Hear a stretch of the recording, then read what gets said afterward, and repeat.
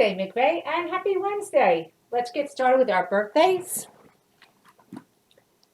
So, happy birthday today to Patrick Lee in our fifth grade, Ethan Betancourt in our fifth grade, and Sarah Aurora, also in our fifth grade. And speaking of our fifth graders, boys and girls, today I'm wearing my McVeigh merch, class of 2020. Don't worry, class of 2020. When we get back, we'll figure out some cool and fun things to make sure that your last year at McVeigh is a great one. And boys and girls, I don't know if you noticed on Monday, I was wearing my McVeigh merch sweatpants and zip up. Yesterday, I was wearing our March Madness t-shirt from last year. And again, I forgot to talk about it. That was the illustration by Zaria Khan. And so I will wear it again because I'd like to give that the attention it deserves. And if we can, when we get back, boys and girls, we'll still have March Madness. All right, just keep working hard from a distance, and we will see you soon. But now let's move on to our jokes. All right. So you ready? This one is coming from Jacob Schnickel. All right, listen carefully. What does an elf work on when he gets home from school? I have to go like this. But I love this illustration. Take a look. What does an elf work on when he gets home from school? His gnome work. Gnome, like elves or gnomes. His gnome work. Well done, Jacob. And the next joke for today is coming from Melissa DeCampi. So, if you're in the play, you know this. But if you didn't know this, when an actor or an actress is about to go on stage, they say break a leg. So she says, why do they tell actors and actresses to break a leg? And she has two different images. One is this one. So a little girl on crutches. And then here's SpongeBob on crutches. But both of these pictures have something in common. And I'll explain. And the answer is because every play has a cast. And so if you notice, SpongeBob has a cast, as does the little girl. All right. All right. And our last joke for today is coming from Olivia Labruna. All right. So here we are. What did the queen bee say to herself in the mirror? So the queen bee is looking in the mirror. What does she say to herself? And here is the illustration. Well done, Olivia. Another play on words. The queen bee says, I look so beautiful. Beautiful. B-E-E. Very cute. All right. And finally, we have an update on the mice joke. So I was asking if it was yours. It was Rachel's. Rachel Adrioli. So, what is a cat's favorite treat? Of course, this would be great in the summer. What is a cat's favorite summer treat? You ready? And the photo gives it away. I love this, by the way. Good job, Rachel. It's mice cream. Get it? Mice cream. So if you look at the ice cream cones, they're shaped like mice. Good job, Rachel. All right. And what about our riddle from Sophia? Sophia gave us a riddle. I didn't get any answers to this one, so I'm going to ask it again.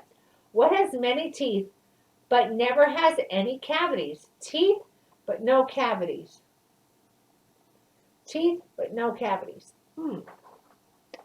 And I didn't get any responses to omnidirectional or omnifarious. So I'm going to leave those out there. I'm not going to add to them yet. Let's see if somebody comes up with what they mean. Now, several boys and girls have gotten back to me on the Name That Place mystery. So I said, it's not Nevada, it's not Arizona, it's not Wyoming. I had Ibrahim say Utah, close. We also had a guess of Alaska. Another great guess because of the snow. But now I'm going to have to throw out another clue. This state is the home of the U.S. Olympic Center. It's the home of the U.S. Olympic Center. That might give it away. All right, let's see.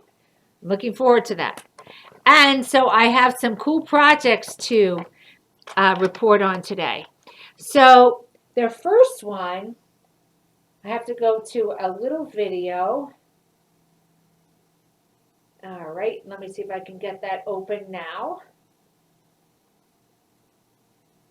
So it's giving me a little bit of a problem. That's okay, I'll figure it out. So this is coming from one of our kindergarten friends, Gianna DeBonis, and she has done a project on peacocks. She even drew a peacock, but she's actually staying far away from our school right now, and she sent a little video, which I'm going to play for you. Hi, Mrs. Dunn. This is a lesson about peacocks. Did you know peacocks can fly for protection and their eyes are for beauty?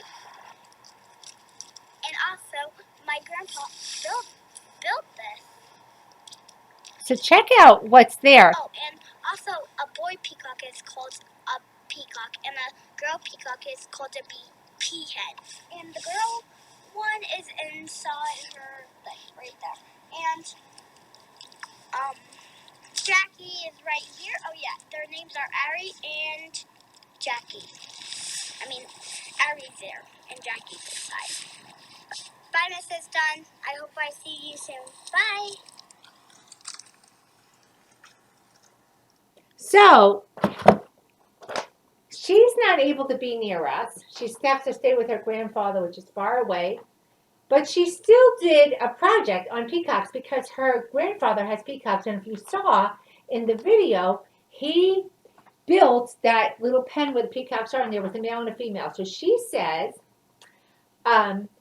it's called a peahen, P-E-A-H-E-N, peahen, and babies called chicks.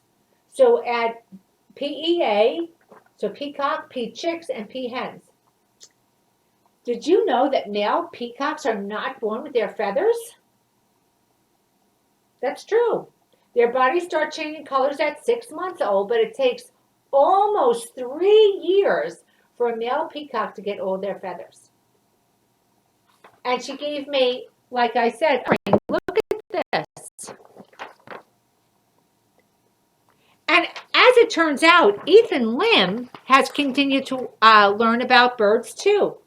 So Ethan had originally submitted a project on birds, but now we have another one.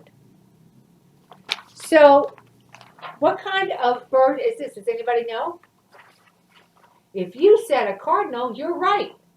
Did you know that a cardinal could live for 15 years? And that their color? So what do you think they eat if their color comes from what they eat? Good work, Ethan. And finally, another project that's going on at home.